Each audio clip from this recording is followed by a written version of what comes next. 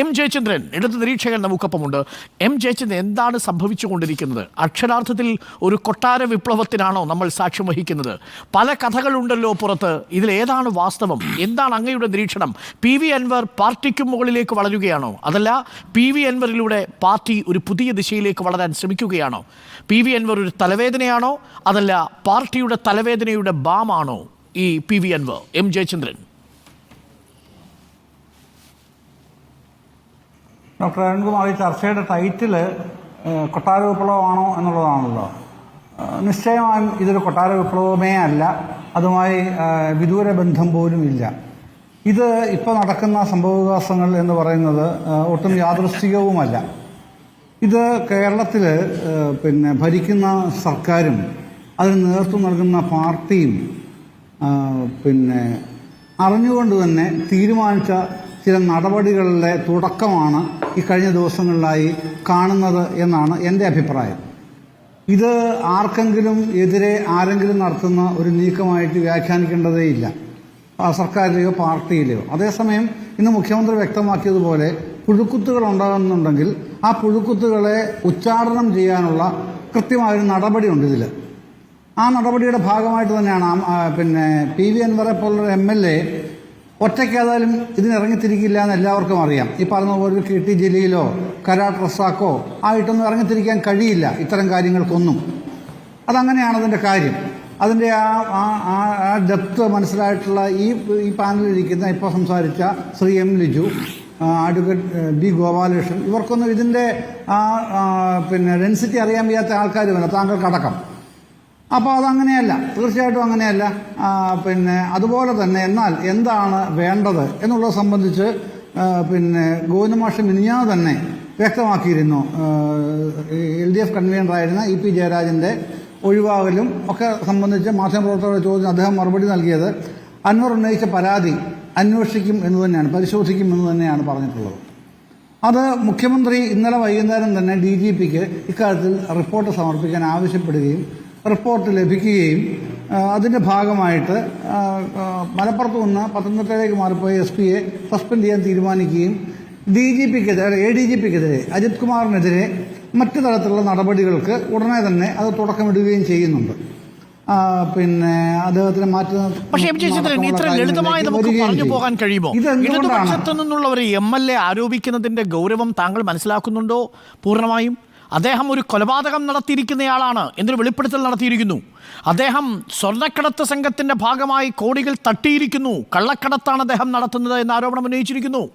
അദ്ദേഹം വലിയ രീതിയിൽ ഫോൺ ചോർത്തൽ, രാജ്യദ്രോഹ കുറ്റം ചുമത്തിയിരിക്കുന്നു. അത് ഇടതുപക്ഷത്തിലുള്ള MLA. ഈ വിവരമൊന്നും അറിയാതെയാണോ മുഖ്യമന്ത്രി പിണറായി വിജയൻ ആഭ്യന്തരം കൈകാര്യം ചെയ്യുന്നത്? ഈ കാര്യങ്ങളൊന്നും അറിയാതെ ആഭ്യന്തര വകുപ്പ് മന്ത്രി കൈകാര്യം ചെയ്തതിന് പിന്നിൽ ആ ആഭ്യന്തര വകുപ്പ് മന്ത്രിയുടെ പരാജയം എന്തുകൊണ്ടാണ് M ജയചന്ദ്രൻ താങ്കൾ പറയാത്തത്? സ്വന്തം വകുപ്പിൽ എന്ത് നടക്കുന്നു എന്നറിയാതെ, ഒന്നും അറിയാതെ ഇരിക്കുന്നൊരു മുഖ്യമന്ത്രിയും ആഭ്യന്തര വകുപ്പ് മന്ത്രിയുമാണോ നമുക്കുള്ളത് M ജയചന്ദ്രൻ? ഞാനത് പറഞ്ഞു വരികയായിരുന്നല്ലോ. ഞാനത് പൂർത്തിയാക്കുകയായിരുന്നില്ല, ഞാൻ പറഞ്ഞു വരികയായിരുന്നു. എങ്ങനെയാണ് ഇതിലേക്ക് എത്തുന്നത്, അതാണ് പ്രധാനപ്പെട്ട കാര്യം. ആ പ്രധാനപ്പെട്ട കാര്യം വരുമ്പോൾ ലോക്സഭാ തെരഞ്ഞെടുപ്പ് തോൽവിക്ക് ശേഷമുള്ള തെരഞ്ഞെടുപ്പ് അവലോകനം എല്ലാ ജില്ലകളിലും കൂടി, ജില്ലാ കമ്മിറ്റി തലത്തിലും താഴേക്കുള്ള കമ്മിറ്റികളിലും ഒക്കെ കൂടി ഉയർന്നു വന്ന ഏറ്റവും പ്രധാനപ്പെട്ട വിമർശനം, ഒരു പരാതിയുടെ രൂപത്തിലാണ് വിമർശനം ഉയർന്നു വന്നത്, ആഭ്യന്തര വകുപ്പിനെ പറ്റി ആയിരുന്നു. ഏറ്റവും കൂടുതൽ നിശ്ചിതമായ വിമർശനങ്ങൾ ഈ പറഞ്ഞ എല്ലാ ജില്ലകളിലെയും തെരഞ്ഞെടുപ്പ് വിലയിരുത്തൽ യോഗങ്ങളിൽ ഉണ്ടായത് അതായിരുന്നു. അതാണ് പാർട്ടിയെയും സർക്കാരിനെയും ഒരു പുനർവിചിന്തനത്തിന് പ്രേരിപ്പിച്ചതെന്നാണ് ഞാൻ കരുതുന്നത്, ഞാൻ മനസ്സിലാക്കുന്നതും അങ്ങനെ തന്നെയാണ്. അതിനെ തുടർന്നാണ് ഈ കാര്യങ്ങൾ ഈ ഭാഗം വരെ എത്തി നിൽക്കുന്നത്. ഇത് ലളിതമായിട്ട് പറഞ്ഞൊന്നുമല്ല, വിശദമായി തന്നെ പറയുന്നതിന് മടിയുള്ള ആളുമല്ല ഞാൻ, താങ്കൾക്കറിയുമല്ലോ. പക്ഷേ സമയപരിധി ഉണ്ട് ഇതിൽ, അത് മറ്റൊരു കാര്യം. അപ്പോൾ അതിൽ ഈ ആഭ്യന്തര വകുപ്പിനെ സംബന്ധിച്ച് പരാതി ഉണ്ടാകുന്ന ഏറ്റവും പ്രധാനപ്പെട്ട കാര്യം സാധാരണക്കാർക്ക്, പ്രത്യേകിച്ച് രാഷ്ട്രീയ പ്രവർത്തകർക്ക് പോലീസ് സ്റ്റേഷനിൽ കയറാൻ പറ്റുന്നില്ല. ആ നിലയിൽ പോലീസിൻ്റെ പരിപൂർണ ഭരണമാണ് പോലീസ് സ്റ്റേഷനിൽ നടക്കുന്നത്. പിന്നെ അതിൻ്റെ ഏറ്റവും അടിത്തട്ടിലൊരു പരാതി ഞാൻ പറഞ്ഞത്, അതിന് മുകളിലേക്ക് ഈ DGP ലെവലിൽ വരെയുള്ള നിരവധി പരാതികൾ മറ്റുണ്ട്. കാരണം സാധാരണക്കാരായ ആളുകൾ, ഈ പാർട്ടി പ്രവർത്തകർക്ക് സെൽ ഭരണം അനുവദിക്കുന്നില്ല, സ്റ്റേഷൻ ഭരിക്കുന്നത് അല്ല. അതിലെന്താ തെറ്റ്? അതെ, അല്ല അതാ അങ്ങനെ അല്ലല്ലോ. ഇപ്പൊ രാഷ്ട്രീയ പ്രവർത്തകർക്ക് അവരുടെ കാര്യങ്ങൾ ഏത് രാഷ്ട്രീയ കക്ഷിയാണല്ലോ, CPM തീർച്ചയായിട്ടും അത്തരം പരാതികൾ എല്ലാ കാലത്തും. പക്ഷേ നോക്കൂ, ഇവിടെ ഇടതുപക്ഷ MLA ഉയർത്തിയ ആരോപണം അത് മാത്രമാണോ സാർ? വളരെ ഗുരുതരമായ കുറ്റകൃത്യം തന്റെ വകുപ്പിൽ തന്നെയുള്ള ഒരു ADGP DGPക്ക് സമാനമായ പദവിയുള്ള ADGP. ഞാൻ പറയുന്നത് തന്നെയാണ്. ഞാൻ അതാണ് പറയുന്നത്.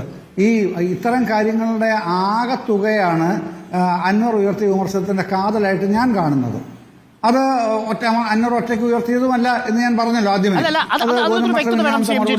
അതൊരു ഭരണപരാജയമാണെന്ന് പറയാൻ ശ്രീ എം ജയചന്ദ്രൻ, സ്വന്തം വകുപ്പിൽ ഇത്രയും ഗുരുതരമായ കുറ്റകൃത്യങ്ങളുണ്ടെന്ന് ഒരു ഇടതുപക്ഷ MLAക്ക് പാർട്ടിക്ക് പുറത്തുനിന്ന് ചൂണ്ടിക്കാണിക്കേണ്ടി വരുന്നുണ്ടെങ്കിൽ അത് ആഭ്യന്തര വകുപ്പിന്റെ പരാജയമാണ് എന്ന് പറയാൻ എന്താ ജയചന്ദ്രൻ മടി?